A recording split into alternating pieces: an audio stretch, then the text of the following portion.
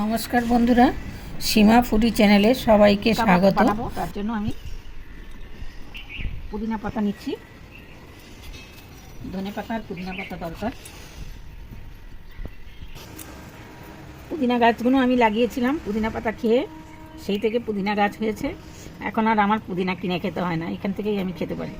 তবে এখন তো শুকনোর দিন, একটু বাগানটা পরিষ্কার করা হয়েছে, সেই জন্য অল্প অল্প আছে, নাহলে পুরোই ভরে থাকে। এতগুলো তুললাম।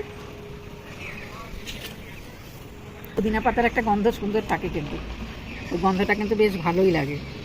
পুদিনা পাতার শরবতও খুব ভালো লাগে, আমি খুব ভালোবাসি খেতে। আজ আমি রান্না করব রেশমি কাবাব।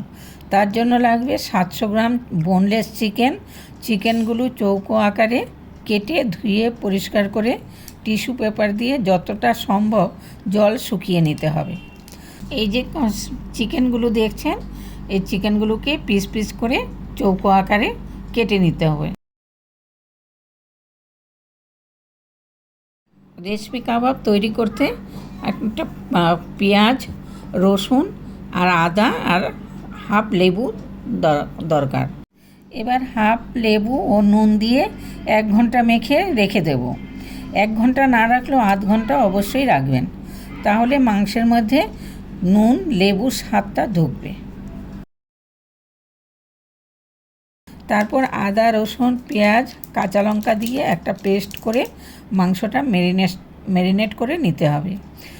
এদিকে পুদিনা পাতা, ধনে পাতা দিয়ে আরেকটা পেস্ট তৈরি করে সেটাও মাংসের মধ্যে দিয়ে ম্যারিনেট করে নেব। তারপর কিছুক্ষণ ঢাকা দিয়ে রাখব। এদিকে একটা কাঠকয়লা নিয়ে গ্যাসে পুড়িয়ে নেব।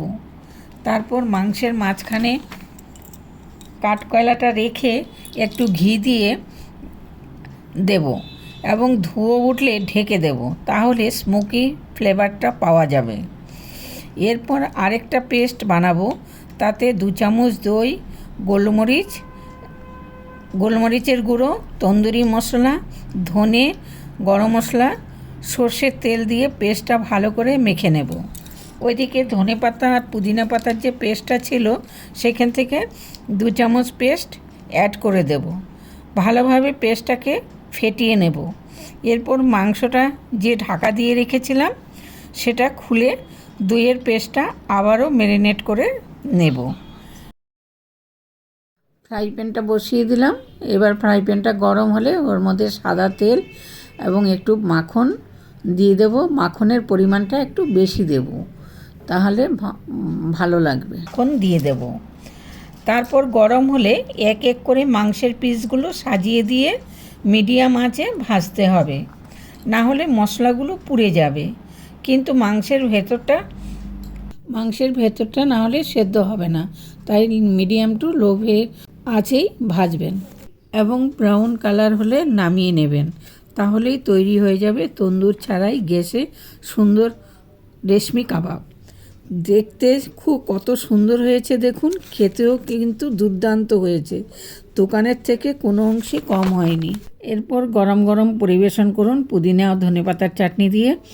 আমার রান্নাটা যদি ভালো লাগে, লাইক, শেয়ার ও সাবস্ক্রাইব করে পাশে বেল আইকনটি প্রেস করে দেবেন। আপনাদের আমার রান্নাটা কেমন লাগে কমেন্ট করে অবশ্যই জানাবেন। আজ এখানেই রাখছি। সুস্থ থাকবেন, ভালো থাকবেন। আবার দেখা হবে নতুন কোনো রান্নার সাথে। Tata, bye bye.